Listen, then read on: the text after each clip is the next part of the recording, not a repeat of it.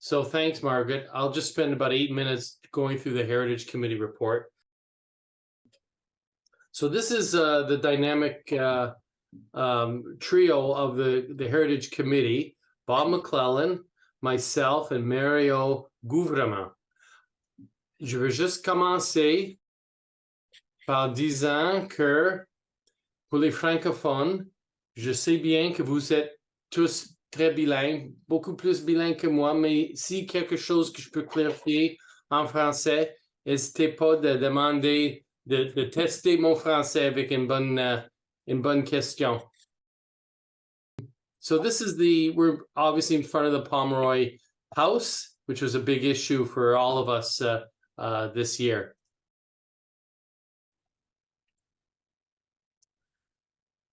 I'm going to, throughout my presentation, you'll see photos of various properties in Cantley, historical properties, with approximate the year of construction, but also a number beside these houses.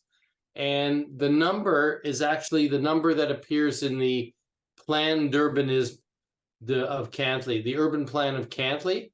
So one of our biggest accomplishments, I think, is that the latest version of the urban plan actually lists in the appendix, pages 152 to 157, 66 historical properties within Cantley.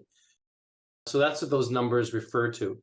The priorities of the committee was to maintain an inventory of buildings, sites, and artifacts, to ensure that the municipality is aware of this inventory. And the third one was to help make residents aware of heritage in Cantley, but also to try to recognize and award owners of heritage properties.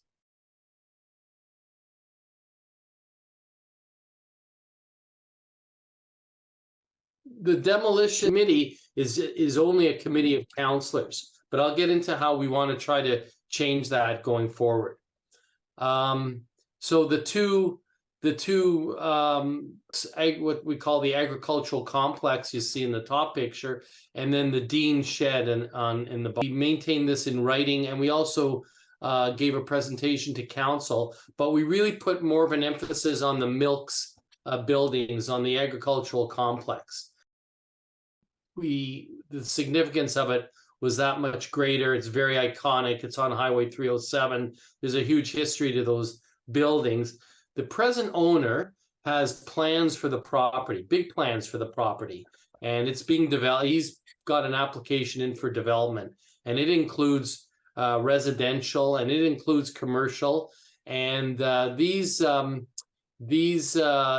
complex is not at present part of his plan. However, to their credit, the municipality actually did not issue a permit. They did issue the permit finally for the Dean shed to be demolished, but they didn't issue a permit for the complex, the Milks complex, to be torn down. But they are working with the owner to save parts of the buildings and try to incorporate it into a future municipal park as part of the property. The one building that you see in the foreground, that small, can't remember the name of the building. It's like a, it's not an ice house. It's like a vegetable. Sorry, say that again. Yeah, it's like a vegetable preservation type of a place. This is being moved to another part of the property. But this is the actual complex in the background, and that one they're looking at trying to protect part of it. And the reason is they really believe that a lot of it is in a very terrible state, and that they're trying to look at restoring. When I say they, the municipality is working with the owner to see if part of it can be restored and then function in a future park.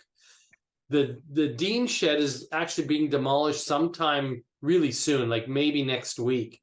And again, the municipality is checking to see whether Mr. Dean has, he does have a demolition company coming to tear it down, and they're not sure. The municipality would like the wood saved to be used for future projects if possible, and even a recognition of the Dean farm in some future project. But they're at present, I met with them today, and I met with the municipality today, and they're not sure exactly what arrangement Mr. Dean has with the demolition company. The municipality really hasn't put any conditions, I don't think, on the demolition permit for the Dean shed at present. So we're working towards a memorandum of understanding with the municipality. As you can tell from this conversation, the municipality it's something that we can't really ignore. In fact, my feeling is that we've got to work closer with the municipality. I know there was obviously awkward and bad feelings with the result of the recent issue with the Pomeroy farm, and I get that, and I have the background a little bit to that.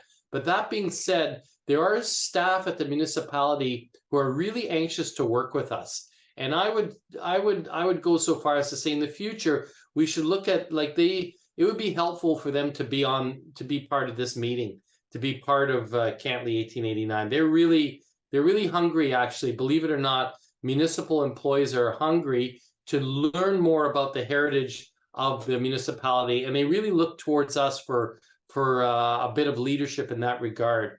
So the MOU, or this memorandum, en français, c'est un protocole d'entente that we're looking for with Cantley, would include to just make sure that heritage is somewhere in Cantley's municipal program with some kind of a staff and a budget assigned to it. We also want to see whether we can work with the municipality to actually recognize heritage owners for their stewardship. Right now, we don't have much contact with the owners of many of these properties, some of whom are doing a great job in maintaining them at their own cost. We also, I think we should be inviting them to designate their properties if they so wish, municipal designation, and then perhaps provincial designation. We know that, obviously we have a couple properties so far that have in particular the Blackburn Cemetery. There's an example of a landowner who, wants to have his property designated. I'm not sure if we realize this, but there is one property, that's the St. Elizabeth Church, which is actually municipally designated. And one thing we're working towards is to make sure that church is at least provincially designated. It never was sent to the province for some reason. It stayed within the municipality. We want the municipality to consult us with regards to the naming of streets and buildings, and they have done this from time to time. We want it, I think, to be a bit more consistent. And like I said, we want to see them communicate with it's the Ministry of Culture and Communications regarding the church, which it's now been 23 years since it's been municipally designated. So I feel that we have to work closer with the municipality. And the section that we belong in is Urbanisme, Environnement et Développement Économique. There's actually a person who has, as part of her portfolio, her job task is the heritage piece. Her name is Alexandra O'Brien, and I met with her today, and she's very anxious to learn more about the heritage of Cantley. She's a planner by background. She actually lives on Isabella Lennox street, so she's got a link, if you will, with the history of Cantley. But she's very much interested in learning more, and she wants to work more closely with us. So I'll keep the gang sort of informed as to where we're going with that. But I've been told that in the November meeting, council meeting, that this will be discussed. Some kind of a formal arrangement with Cantley 1889 is going to be discussed. That's what I've been told. Of course, the other issue we were involved with this year was the Pomeroy farm, and that one we of course not just our committee, but so many people were opposed to this expropriation. And, we worked with so many other individuals, most of whom are on this call, to see that the resolution which supported the expropriation was reversed, and it was in a subsequent council meeting. It's a huge victory for us. It should have never, of course, happened in the first place. And there's a bit of a story behind it. I've been trying since August to find the magic piece of paper which recommended, the Pomeroy farm being expropriated, and I'm convinced that it really does not exist. That there was really no report made on this. That this is really a kind of a political whim, if you will, a bit of a mistake, not a big mistake that was subsequently reversed. So that's my editorial on the Pomeroy farm. And going forward, like I said, we're going to work towards this MOU.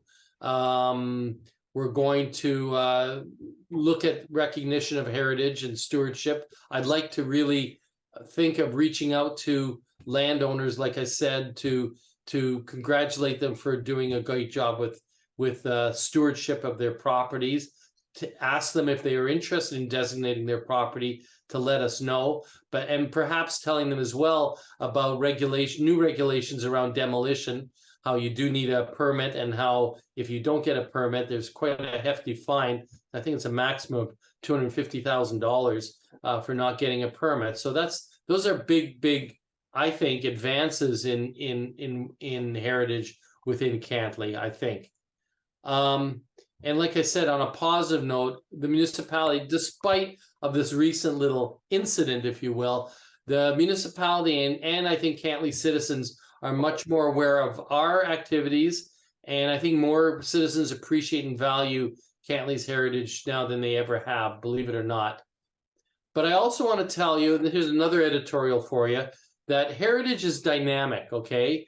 That we should not perhaps be stuck in a certain time zone, if you will. That I look towards these new neighborhoods as part of our growth, because heritage, look right now they're looking, heritage buildings are are considered heritage if they were constructed before 1940. Wow, 1940.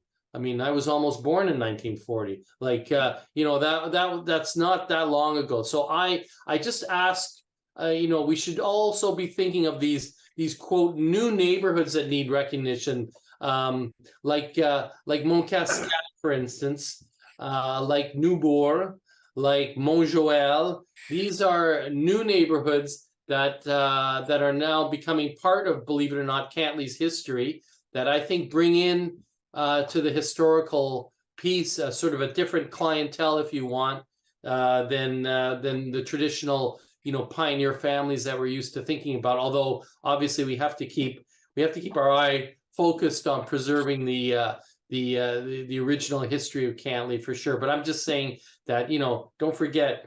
I don't know how old Montcascat is, but it's approaching a bit of a heritage piece on its own, if you will. So that's my presentation. Thank you.